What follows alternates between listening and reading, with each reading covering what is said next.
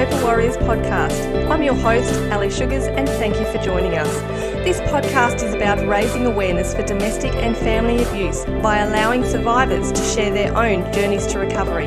You will find practical yet powerful information and tools that you can immediately implement into your own journey to recovery. You will also hear information on how you can help someone you suspect may be in a toxic relationship. To support this podcast and get access to amazing bonus content, click Become a Patron for more information. If you have a story to share, reach out to me, Ali F. Sugars, on Facebook, YouTube and Instagram.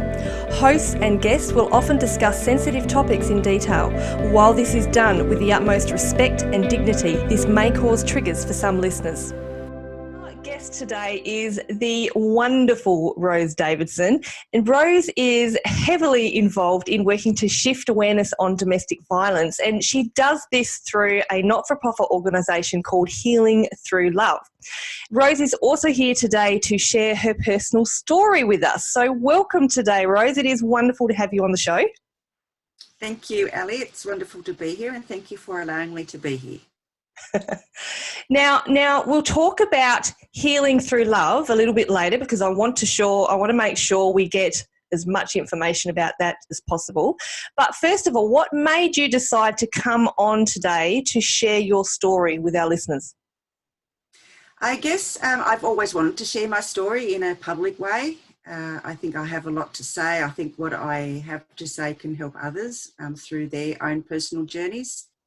So here I am, and I've wanted to do it like in schools and things mainly, especially at the high school level, where they can understand that if it has happened to them as a primary school child, that there are avenues for them to go to, and they shouldn't feel ashamed by what's happened to them, because it happened to them. They didn't cause it. They didn't make it happen. So yeah. And just make them feel better and know that there are people in the world that do care for them, and there are ways that they can get help.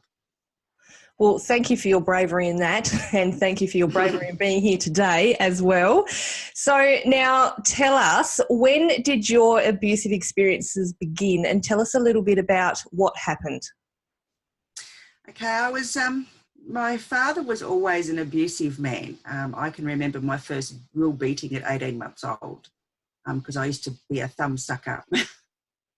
And I remember him demanding that my mother tie my thumbs up, wrap them in bandages so I couldn't suck my thumb. And anyway, this was after he beat the crap out of me, excuse my language. And then I don't remember a lot until after that. When I was in primary school, he used to be abusive, violent, because I was a bit of a slow learner and I didn't write very well. So my teachers sent me home this workbook that I had to do my printing and learn my printing. And if I didn't get it right, I get a whack around the ear rolls, and most times I'd go to school with a black eye or something. But, in those days, it wasn't acted upon by the teachers, because, what happened at home stayed at home, and no one interfered in that. And the sexual abuse that I got started, I can remember, at about 9. And to be honest, I did like the attention, because I was, daddy's little girl. I was his princess. I didn't know anything different. I mean, he just kept telling me that that's all how all dads act towards their daughter. And so on the weekends, when mum got out of bed, I'd crawl in there and we'd play around a bit. And, we were acting like adults. Basically, there was no sex at that time. There was just kissing and stuff. And I have to say that the feelings at that time, was because my sexuality was starting to blossom. It felt pleasurable. So, and for a long time, I felt very guilty about that. But you can't, because you're a child. You don't know. You don't know what these feelings are. You just know that this thing that's happening to you makes you feel good. Mm. Yeah, so it was at about 9 that I can remember, the touching part starting, and having to get in. I had to actually every Sunday get into the bed with him, and sometimes it would happen in the lounge room. He'd get a blanket and he'd cover me up, and we'd play on the couch. And my dad used to work away a lot. So sometimes he'd only be home, like in the summertime, he'd be home every couple of weeks or something. But in the winter time, he was home for about 3 or 4 months because he was a welder, and he worked on the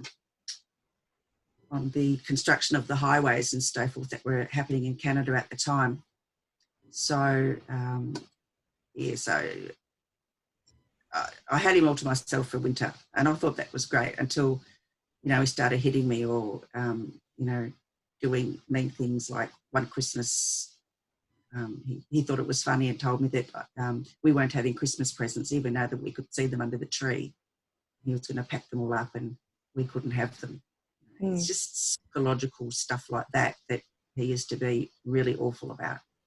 Yeah. And then,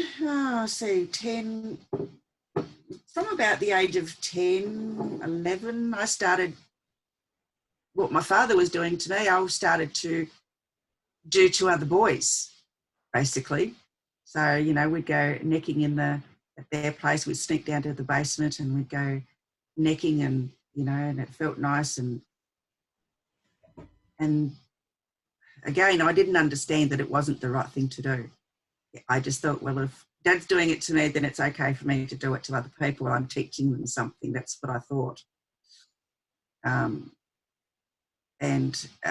must say, at this point, my mother didn't know anything about it. She didn't have any idea. She just thought that I was being spoiled by him. So she didn't have any other things thinking about it, because my mother was, and still is, quite a naive person. And then 11, 12, about 12, we went on an overseas trip to Germany. That's where my father was born, and we went to visit his relatives. And in a lot of the places, we all had to share a bed, because I have a younger brother. So there was 4 of us sharing this huge, great feather bed. And of course, I always had to sleep next to Dad, always. And that's when, like, the penis started to come out then. Touching and so forth. There was no penetration at that time that I can remember, but I don't know. But I got a really bad bladder infection, so maybe there had been, and I don't know. But I wasn't allowed to tell Mum that I was sick. And when we got home from the trip, I certainly wasn't allowed to go to the doctor. So then, a few months after we got home from the trip, we packed up everything and moved to Australia. And I lost my virginity before my 13th birthday. So we were living in a caravan, and Dad just told me to go into the bedroom in the caravan, closed the curtain, pulled my pants down and did his business. And that was the end of it for, that was the beginning of it, the whole sexual abuse thing. So that's how it started. Wow. So tell us more about what's happened after that throughout your life. I guess from the age of 12 till I was 14, every weekend, I think it was every Saturday night, and we were still living in the caravan.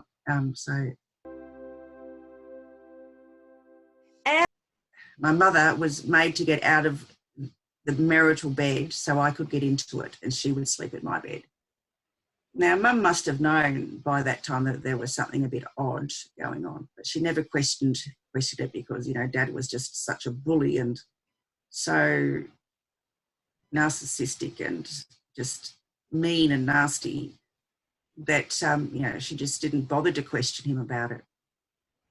And then when I got my period, I didn't tell him because I was a little bit embarrassed. But of course, he would have had to known because even though he didn't ejaculate inside me, I could have still got pregnant. So he was really upset with me that I didn't tell. And I think that was the night he actually pulled all the bedding off my bed and hid it somewhere so I couldn't sleep on my bed. He used to do stuff like that. So, so after I lost my virginity, of course, I just continued on with other fellows, you know.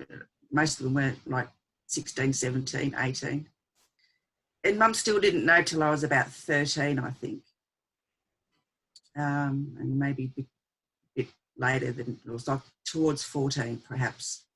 And I finally told her what was going on, because I just didn't want to do it anymore. I just thought it was just icky, you know. It didn't make me feel nice anymore. I just felt horrible. And we moved to another caravan park, and, you know, I used to have to go up to the toilets and be with him, and you know, outside in the open, so that people could see, you know, even though it was just horrible. Hated it so much, and I hated myself for giving in to him. But, you know, what was I going to do? I was still a child, you know. Exactly. Like if I talked to a boy, I'd get a belting, you know. If I was late home from school, I'd get a belting. If, you know, because where we were living in the caravan park, he used to stand beside a tree and he could see about 500 yards up the thing. So I'd have to make sure that if I was smoking or talking to somebody or whatever, you know, was further along down the road. And, you know, one night I went to a girl's house and the bottom of my jeans were wet, and I'd loaned my coat to one of the girls that were there, and he said that he saw me because she had the same colour hair as me and she was about my size. And I got a shit load of a belting when I got home, but I hadn't even left the house because I knew that he had been watching, you know, and I couldn't convince him otherwise. And so I went to school with black eyes and all sorts of things, and got caught smoking and had to smoke a packet of Camel cigarettes without the filter on. And he ripped my shirt off in anger and knocked my head against the table, and I got chips in my teeth and just all sorts of horrible things. He was just mean. And so at 14, I was going out with an older guy. He was well into his 20s. And I just didn't want to go home this one day because I just knew that I was going to be in a shitload of trouble for something. So I decided I just wasn't going to go home. And so I sent my brother home, and he got a belting because he wouldn't tell where I was. And so we hid around the town for about a week until the police picked me up. And then I was carted off to a remand centre and placed in there for a couple of weeks until I could get out. And that wasn't a very nice experience either. Even though I was spoilt in there, it was quite good because I wasn't really in there for any crime. I was just in there for my own protection until Dad could get arraigned in the courts and all that sort of thing. So, yeah. But, you know, I think this young constable who found me and questioned me, he was just so nice. But I didn't like the two female detectives that came down from Sydney. They were mean and horrible. They just didn't allow me to have an adult in the room. And just thought I was lying, and they were just, you know, I couldn't have a drink, I couldn't have anything to eat, you know, and they were just terrible to me. They were terrible. So one of those experiences that I wouldn't wish on anybody. But I just became rebellious after that. I just became a rebel, you know. I'd drive the car without a licence. I'd, you know, pop Coke and Aspros. I'd buy antihistamines when you could buy. So I think it was Avril you could buy, and I'd drink that. I'd go down to the pub and drink because I looked quite old for my age because I had big boobs then, like I was very chesty, and I was just looked old. And so I'd get served at the bar, no worries, and, you know, I'd have affairs with you know, older men, back of panel vans and just all sorts of places, because I just thought, well, really, I just wanted someone to love me. And I thought, well, that's the only way they're going to love me is if I have sex with them. Because that's what you'd been taught by your father, That's really. right. Yes, that's correct. Yeah. And all through this, I'll have to go back now. So everything's a bit disjointed, but before I ran away, Dad had a big accident. He fell off the power station that he was working on. And he almost died, so I decided that I was going to go to the police, and Mum came with me to make my statement to the police. Well, as soon as Dad got better, she made me go to the police and recant my story. Wow. Yeah, because she she just didn't stick by me. She knew until I ran away from home. She knew, we used to talk about it, how long Dad was going to get in jail and all that sort of things. And yeah, and she didn't support me, didn't protect me, didn't do anything. She'd check sheet, basically. So, yeah. And again, with her, I used to, I just wanted to be loved. I wanted to be protected. And so, yeah, all these sexual affairs that I had were me trying to find that protection and love. And, I was looking in the wrong places, but didn't know it. And I think the thing that stuck with me, what you were just talking about then, is that there certainly wasn't the awareness of domestic violence back then. Would I be correct in saying that, in that when you went to, when you were taken to remand, you said there were female policemen that just treated you unfairly? Yeah, they... Yeah, well, I mean, what happened at home stayed at home, and I don't think incest in those days really was talked about.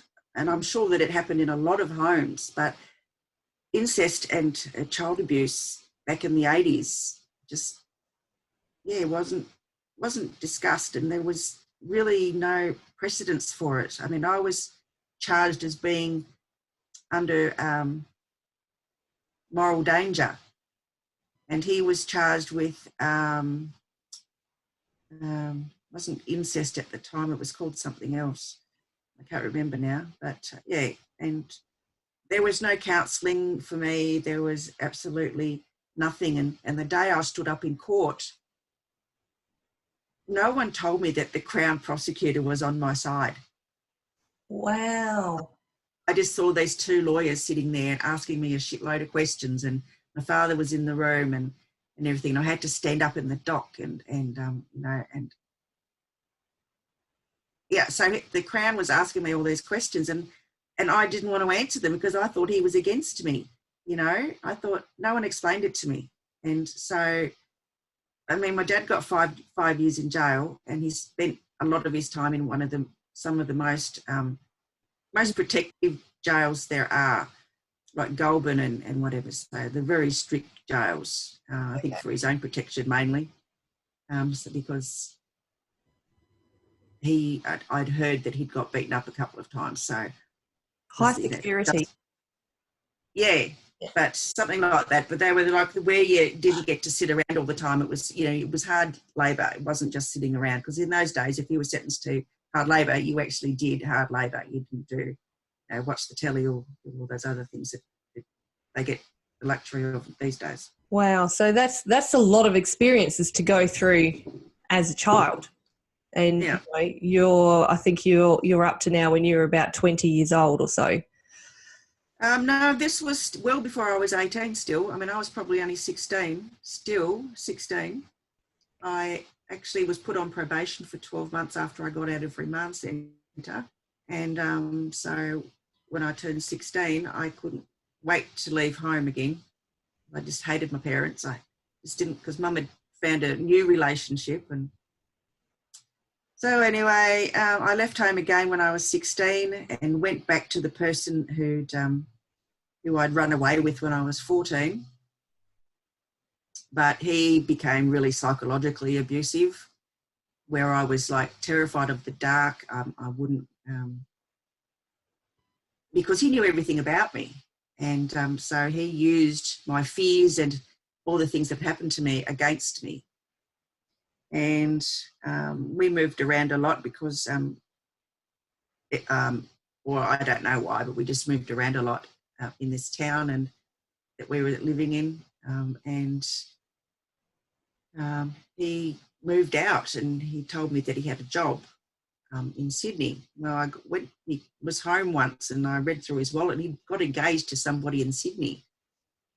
And anyway, so his boss came and told me that I should leave, and so he helped me fly back to Tassie to be with Mum and my stepdad, and because Mum was pregnant when I got back, and so my one of my brothers was born, and then my other brother was born, and then I fell in love and got engaged, and that seemed all very well, but I didn't know that I was suffering from a mental illness, because I was just told I was needy, and I was just being a bitch and being,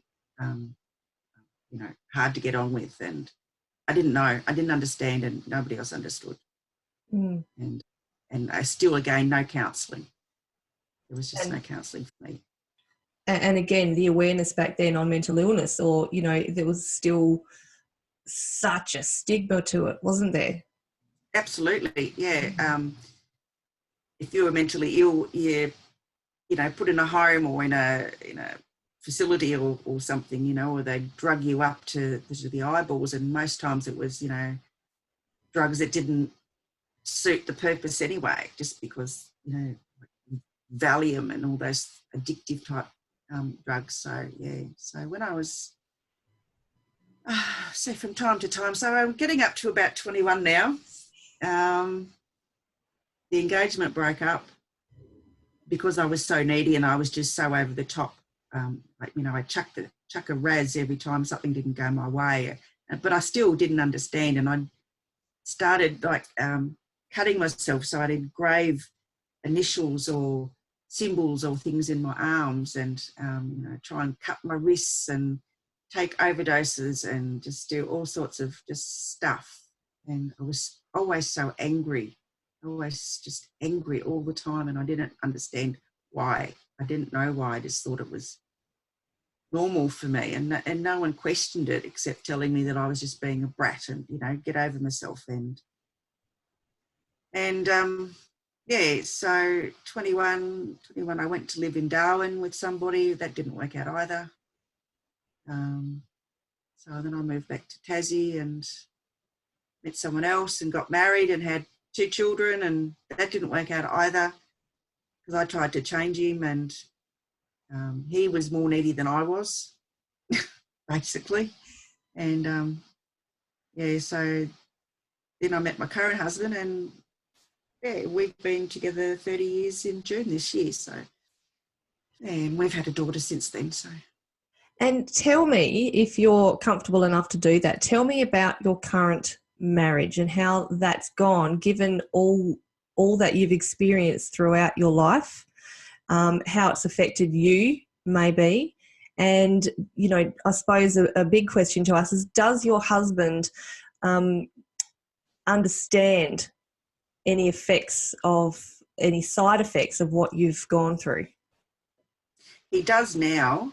He didn't in the beginning. My husband comes from a culture that women were to do as they were told. The man ruled the roost. I mean, he left home when he was 14 as well, and so he had a pretty hard upbringing. So he was brought up on cattle stations most of his life, and they're a pretty tough lot out there. He's been on cattle drives from Queensland to Victoria, and that was the sort of life that he led. So when we got together and moved in together, it was like, well, he's the boss, and everything he said I had to do. And I did for a while, except about money. Money was my thing. That was mine to keep. It was my, I guess, little bit of something that I owned and I didn't have to share with anybody. So we used to have a heap of fights over money, a lot, more than a lot. And of course, we were both drinkers, and most of the time when we fought, it was when we'd been drinking. And it's quite often that he used to bash me, and I just let him do it for a time, because I just thought, well, I deserved it. I brought it on myself. I was being a cow. I didn't listen.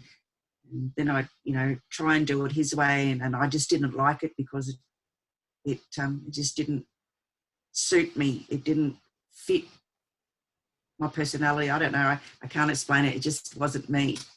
And even then, I actually one day got the nerve and hit him back like really hard and caused him to get a black eye. And we went to counselling because I told him that I wanted to divorce him, and he went to the counselling with me, and he didn't realise how much he was being an asshole to me. So the hitting it stopped for a while, and then I was still unmedicated and still depressed and still mentally imbalanced and all those sorts of things. And I used to do the weirdest things and could never explain why I did them. But, the more I drank, I thought, yeah, fine. There's one period in my life, there's 3 months of my life that I cannot remember a single thing. I don't know. It's just, it was after a car accident. Someone rear-ended me. And all I could remember is that my husband bought me a keyboard. I put it downstairs under the house. I played it from the time I got up in the morning until he got home from work. But I don't know what happened because I had 3 kids. I don't know who looked after the kids. I don't know who cooked. I don't know who cleaned. I don't know. There's just 3 months of my life just gone. I don't know where it is. I can't find it. I've tried, but I don't know where it is. Wow. And how do you cope with that mentally? Is it just something you've kind of come to accept? I've come to accept the fact that period of my life is gone. It's obviously something in there that I don't want to remember because my subconscious won't bring it up to the surface. So I don't know even what happened to bring on that period that I don't remember. Amnesia. Yeah, I don't remember what brought on the amnesia for that period, so I don't know. But anyway, so moving on, we sold the house in Claremont that we had and moved to Queensland and bought ourselves a job. We bought a fish and chip shop. Oh, yes. I didn't want that shop. I wanted a little cafe, but again, him being the man of the house had to have his own way. So we bought this fish and chip shop. So we worked in the shop, and it was like we lived quite a distance away from the shop at the time when we first got it. So it was like half hour to get there and half hour to get back. And so I still had the kids to look after and drive to the shop. And if it got really busy, I'd have to drive the half hour just to help him wash up. Basically, I didn't want to do this anymore. Again, the hitting and the physical abuse started again because there was just stresses in the house. And of course, our kids were a lot older, so they witnessed a lot of the abuse. And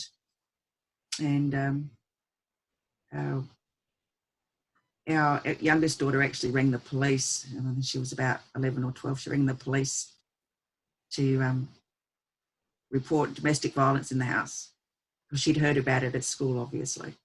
But the police came and questioned us both. And I smashed up our bedroom. I took all the, we had photos in there. I just got in the bedroom and chucked not a teen to you. I just went mentally, just smashed everything, tore the bed apart and got the lamps in and smashed them on the ground, and pictures, I smashed all the glass in them, and everything I could find in there I just smashed. I'd had enough. And anyway, I tried to commit suicide after that.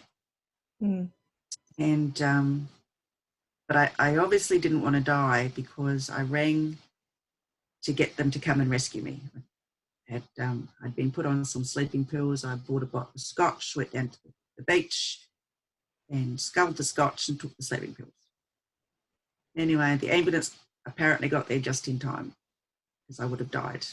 Wow. But my eldest daughter, who, because I'd planned to commit the suicide because I'd left notes for the kids and my husband and left bits of jewellery and trinkets and all sorts of things. So I was, quite serious about the whole process.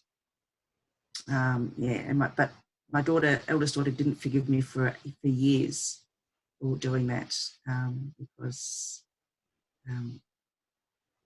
I was going to leave her, and she hadn't finished with me yet, basically. But yeah, so after the suicide attempt, I think there was only one more episode of physical violence, and then it just stopped. There was just no more of it. I don't know what happened. I don't know how he came to terms with it or anything, but yeah, we've had words, but it's never been physically violent. And that was probably about, I guess 20 years ago. I think it's about probably 20 years ago. We've been together with no violence and no anything, really, just together, loving each other. I don't know how that happened, but it did. That's lovely, Rose, and it's not often that we hear an end to a personal story like that, okay, so your marriage didn't start off wonderful, and obviously you've had, your issues if you've gone along, but you're still together today. And like you said, in a loving marriage, that I just find that I'm happy for you. Yeah, my husband is a bit of a bully still, but I think he has his own mental issues from his childhood, but he doesn't try to be the boss anymore. He just lets me do my own thing, but if I do my own thing, he supports that. He now understands about the mental illnesses that I've got, because I have PTSD now. I have bipolar, and I have emotional dysfunction disorder, which they used to call something else, but I can't remember what it's called because it sounded really awful. So I suffer from all of those. So I'm medicated, and it's been a great help. I found finally in my 50s, I'm 60 now, I've just turned 60, but it wasn't until my early 50s that I was properly diagnosed with these disorders. And that's a bloody long time. That's 40 years of crap in my head that I've had to deal with. And, it's probably taken me, until now to become really strong within myself, because I've decided that, 2020 is my year. I'm not going to take any shit from anybody, and I'm going to do things my way, and, heaven help anyone gets in my road. Oh, I'm with you there, sister. I'm with you there. So this is a question that I love to ask all my guests who come on, who in particular share their own personal stories. So if you could go back and if you could speak to, now this is probably going to be difficult for you to answer because it started so early, but if you could go back and speak to young Rose before all this really started, what would you say to her knowing what was going to happen throughout your lifetime? Don't come out of the womb. Wow. Stay there. Don't let that little sperm and egg meet, and don't come out of the womb. If I had have known in the womb that this is going to happen to me, I would have not come out. And yet here you are today, bravely sharing your story. So, and thank you for taking that, all the horrible things that have happened to you, and as I said before, being brave enough to come and share them with us, because you never know who it's going to help out there. Yeah, I know it's been a bit disjointed, the story, but I'm just telling it as I remember it. So. And that's the thing too, that's probably an important thing to touch on, is that a lot of this, we spoke about mental illness, and it does affect your memory, doesn't it? It does, yeah. And because I have these mental disorders, I have some memory issues. So sometimes it means, even now, sometimes I remember something really horrid that happened to me. It just pops up out of nowhere. For a long time I thought I'd had it all locked into a little box, and I'd locked up the box and threw away the key. And really, I've still not been and told my story even to a psychologist or a psychiatrist the way I'm telling it to you today. Wow. I've not had that counselling, and this is why I want to get out to the schools and actually put it down in chronological order. I mean, people have told me I should write a book about it, but I can't remember it in chronological order without it being all jumbled up. So, but that's what I want to do, and that would be my greatest wish, if I could get out to the schools and talk to teenagers about my life and how they can overcome tragedies and traumas and become strong. They don't need to stay in the hole that someone's made for them. You know, I refused. I mean, when I was like a teenager and that, I mean, I could have turned to drugs, I could have turned to prostitution, but I didn't. I made it, I don't know, it was obviously an unconscious choice, because I just didn't want to live on the streets. I didn't want to be poor. I didn't want to be without stuff, you know. And as much as I didn't really like men touching me, I let them do it again, because I was looking for that love and protection. And yeah, it took me a long, long time to find it, a long time to be happy with it and realise that, yeah, my husband actually that I have now does love me despite all my issues, you know, he really does. And I'm so grateful for him, because he does the washing and ironing and cooking and cleaning, and I don't have to do any of those things. Wow. Goodness. I am so blessed. I am so blessed. But then he's pretty lucky too. He's got me. Exactly. Very, very well put. Very well put. Now, okay, so thank you for sharing your story. That's amazing. Now, let's speak a little bit, very briefly, about healing through love. I really want to have you on again a bit later on to speak a lot more about this, but just briefly share with us a little bit about what Healing Through Love is and what you guys do. Okay, Healing Through Love was formed in 2018 by 4 business women. It actually started as one of the women was involved in a council leadership program in Adelaide, and she met with 3 other women. She wanted to do something because she had to do a project as part of this program. So they decided to do free pamper days. So this was in early April. And I came on board about a week after they decided that this is what was going to happen. So by the end of May, which was just 6 weeks, we had run our first pamper day. Wow. Yeah. But what we do is basically run free pamper days for DV and family violence survivors.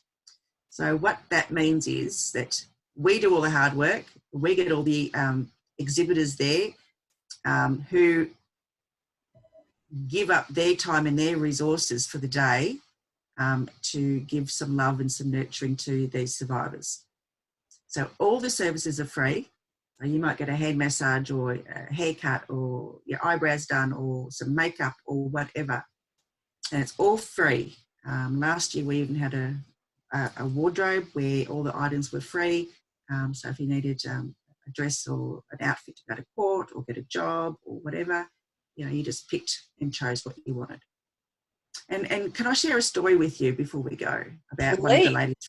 Gee, right, well, I was pretty busy doing what I was doing because I was just like running around doing stuff as I do. And this lady had walked in, which one of our committee members who was giving hand massages had seen this woman walk in, and the woman looked really sad, apprehensive. She was staring at the clothes rack, you know. The lady said to the woman who walked in, you know, what was wrong with her? Why was she so unhappy? Why was she just looking at the clothes? The clothes were free. Go and pick something. And she didn't want to say anything, so they went and did the hand massage. And during the conversation, the attendee, a survivor, spoke up and said that she, in the 10 years that she was married, was never allowed to buy any of her clothes. So she didn't know what to choose. She wasn't even allowed to buy her own underwear. The survivor was asked why she had no hair. And she said because her husband had kept her bald for the 10 years so that she was unattractive to other men. So the survivor was encouraged to go around all the other tables and stalls and things. I think we had about 30 last year. And she got some makeup done, and she had some card readings, and she had her Reiki done and whatever. And when she left that day, she looked absolutely radiant. And she, grabbed clothes off the racks and things. And we got a personal message from her thanking us for giving her such a beautiful day. She said she'd never felt so loved and so nurtured in 10 years. And she thanked us for having events like that, and she's looking forward to coming to this year's event. So, yeah. Oh my goodness, that just melts my heart. Yep. Oh. I get goosebumps still talking about it. It's a beautiful story about how healing through love, through paying it forward, and through the people that help us to pay it forward to these survivors, can just make a difference just in one person's life, just in one. I mean, last year was extraordinary too. I mean, all the exhibitors got together and helped each other set up and set up their tables and displays and everything. And they just all got in together, and the room smelt divine. And honestly, it was just high vibe in the room. And it was just like you walked in there and it was like a wall of love, You'd go from outside and it was just love. It was just beautiful. Last year was just amazing. Yeah, so I'm hoping this year that we have the same outcomes. We've secured a venue, so all we need now is some volunteers for the day. We have a raft of exhibitors and so forth. So yeah, we just need some volunteers to help. So because I'm now interstate, so I won't be there. I'm organising from virtually, basically. So yeah, it's been a bit of a challenge, but I'm hoping to come down a week before the event to just finalise all the details. But I'm really excited that it's going to happen again. Yes, yes. and I've brought the events to Tasmania. So I thought, well, if they can happen in Adelaide, and why not bring the concept down to Tassie now that I'm living here? And I'm organising one for September in this year, and the Hobart Showgrounds has actually donated the whole upstairs of their grandstand to the Pamper Day. So I'm really looking forward for exhibitors and volunteers for that, and anyone that wants to come on board, I'd be more than delighted. Yeah, because Tassie's being a bit of a challenge because I have no network down here anymore because we've been away for 20 years. So, I really need I'm looking for heaps of supporters. I have no doubt that there are going to be people out there who are going to rush in to give you their support. I will make sure that all the details of if people want to get in touch with you, how they can do that, if they'd like to donate or help in any way, we'll make sure that that can happen for you. So that'd be great. Thank you. What an incredible thing that you do, Rose. Thank you again for coming on and bravely sharing your story today. It has been amazing, and let's just hope that there are many people out there that it touches. So do I. I'm hoping that they get some